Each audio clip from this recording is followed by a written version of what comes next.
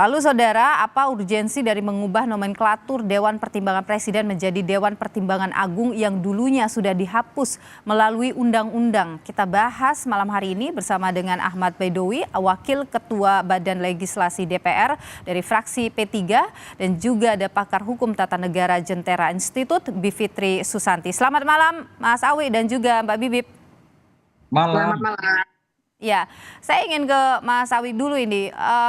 Ini kan sudah tidak ada ya dalam konstitusi, tapi kenapa dihidupkan lagi gitu oleh DPR? Apa sebenarnya urgensinya ini? Jadi kami ingin meluruskan bahwa Dewan Pertimbangan Agung yang diusulkan dalam revisi Undang-Undang One Team Press itu bukan seperti Dewan Pertimbangan Agung yang sudah dibubarkan. Eh, Jelas fungsinya sama karena kita menindaklanjuti dari pasal 16 konstitusi kita, Undang-Undang Dasar 45 itu pasal 16-nya kan presiden dapat membentuk Dewan Pertimbangan. Nah, Dewan Pertimbangannya itu kan tidak harus Dewan Pertimbangan Presiden, bisa juga Dewan Pertimbangan dengan nama yang lain. Nah, teman-teman di Badan Legislasi kemudian hasil diskusi bersama bahwa Dewan Pertimbangan yang dimaksud diubah namanya menjadi Dewan Pertimbangan Agung. Undang-undangnya tetap Dewan Pertimbangan Presiden. Nanti Dewan Pertimbangan Agung itu sama dengan Dewan Pertimbangan Presiden yang ada hari ini yang dibentuk oleh Presiden. Itu reasoning awalnya, bukan menghidupkan Dewan Pertimbangan Agung yang dulu di Orde Baru. Soal pilihan nama bersama itu kan soal kebetulan pilihan namanya sama, tetapi kedudukannya dan kewenangannya tidak sama seperti Dewan Pertimbangan Agung yang sudah dibubarkan itu. Oke, tapi DPA ini menjadi lembaga negara ya? Ya, lembaga negara, setingkat lembaga negara. Lembaga negara kan banyak, kementerian kan juga lembaga negara, bukan lembaga tinggi negara gitu. Oke, nah itu apa ininya? Apa dasarnya begitu, Mas Awi? Ya itu kan tadi kan lembaga di undang-undang yang lama bahwa lembaga ini di lembaga pemerintah kan begitulah. Kita setarakan aja dengan lembaga negara, tapi tetap di bawah rumpun presiden, rumpun pemerintahan karena Dewan Pertimbangan Agung ini dibentuk oleh presiden gitu. Oke, jadi ini kalau misalnya Anda menyebut tidak ada yang berubah fungsi lain sebagainya, cuma mengubah nama saja begitu? Ya, ada beberapa selain mengubah nama juga terkait dengan tadi ada fleksibilitas ya. Rangkap jabatan itu tidak semuanya diperbolehkan. Ada rangkap jabatan seperti di poin pasal 12 huruf A, B, dan C itu kan tetap bertahan bahwa tidak boleh rangkap jabatan dengan jabatan pejabat negara lainnya. Nah, di poin D-nya, di huruf D-nya itu yang dihapus karena banyak juga teman-teman hari ini yang ada di One Team Press itu harus mundur misalkan dari jabatannya di organisasi kemasyarakatan. Nah, itu kemudian oleh teman-teman di Badan Legislasi seluruh fraksi, rangkap jabatan di Ormas itu kan sebenarnya tidak terlalu mengganggu dan tidak urgen. Ya sudah, dibebaskan aja asalkan rangkap jabatan dengan pejabat negara lainnya itu tetap dilarang. Oke, saya ke Mbak Bibip dulu deh. Mbak Bibip, kalau Anda sendiri melihat apa yang sudah dijelaskan oleh Mas Awi tadi ya soal Dewan Pertimbangan Agung ini, apa pandangan Anda, Mbak? Ya, kalau pertanyaannya urgensi, tentu saja urgensinya kita harus ukur tidak hanya dari aspek elit politik, tapi juga manfaatnya untuk warga.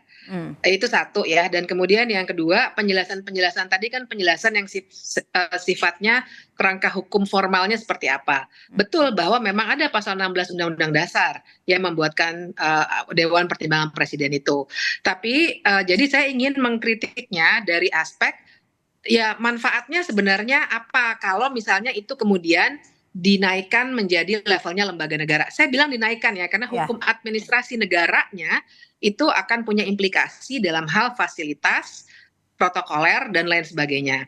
Jadi kalau pertanyaannya misalnya oke, bahayanya sebenarnya apa? Nggak ada bahayanya, tapi pertanyaan yang harus kita layangkan secara kritis adalah ya manfaatnya tadi seperti apa? Oke, kita tahan di sana. Kalau gitu kita tahan di sana, biar dijawab dulu sama Mas Awi. Ya, kalau bicara manfaat kan sama sebenarnya. Manfaat One Team Press itu apa kan gitu. Itu tidak jauh berbeda. Manfaat One Team Press itu sama dengan manfaat Dewan Pertimbangan Agung yang akan dibentuk nanti. Soal kemudian kenapa pilihan nama terus mendudukkan setara dengan lembaga negara, itu kan pilihan-pilihan yang dilakukan, yang dipilih oleh teman-teman di fraksi di badan legislasi gitu. Oke, jadi Oke. tidak ada yang berubah nih Mbak Bibip nih sebenarnya. Iya, betul. Jadi kan kalau saya terus terang saja dan sebenarnya sudah ada diskusinya saya baca di beberapa media massa, mengaitkannya dengan ide untuk membuat President's Club misalnya ya. Jadi saya menduga bisa jadi ini adalah cara untuk memformalkan President's Club itu. Ya, sehingga nanti rangkap jabatan dengan partai politik misalnya ataupun ormas atau apapun juga dengan demikian dibolehkan. Nah, sebenarnya pertanyaan retorik saya itu lebih banyak untuk membongkar sebenarnya kalau saya tanya manfaat adalah apakah ini sebenarnya didesain untuk membagi-bagi kue kekuasaan supaya Oke. makin besar. Karena Kementerian Negara juga sudah tidak dibatasi jumlahnya ya. Kita tahu itu juga yang sedang dibahas revisi undang-undangnya. Yang ini juga tidak dibatasi dan tidak diberikan suatu batasan yang lebih jauh lagi dalam undang-undang. Sebenarnya seperti apa nanti dewan ini? Nah, jadi pertanyaan besarnya ya jangan-jangan ini memang hanya untuk membagi kue kekuasaan sehingga nanti mantan-mantan presiden ataupun ketua-ketua umum partai politik bisa masuk ke lembaga ini sehingga nanti akan ada mungkin lebih tidak galak lah gitu ya, kekuatan penyeimbang jadi makin minimal terhadap kekuasaan. Oke, kekhawatiran Mbak Bibip tadi sebenarnya ini juga banyak disuarakan Mas Awi ya. Jangan-jangan ini adalah dibuatkan tempat untuk kalau Pak Jokowi nanti pensiun. Gimana Mbak Mas Awi? Ya, namanya anggapan masyarakat kan kita tidak bisa menghalangi itu. Tetapi usulan ini murni disampaikan oleh badan legislasi terdiri dari 9 fraksi. Soal kemudian ada narasi-narasi bahwa tempat ini diduga sebagai kelanjutan wacana dari Presidential Club atau apa, ya kan momentumnya bersamaan. Kami tidak menyalahkan, tetapi tidak ada terbesit sedikit pun kaitannya dengan hal itu. Sekali lagi, pandangan-pandangan kritis seperti disampaikan oleh Pak Bibit itu hal yang wajar dalam dunia demokrasi ya. Namun demikian DPR, Badan Legislasi khususnya, itu kan DPR lembaga parlemen yang terdiri dari fraksi-fraksi yang sudah menyampaikan pendapatnya. Kita menampung semua pendapat dari fraksi-fraksi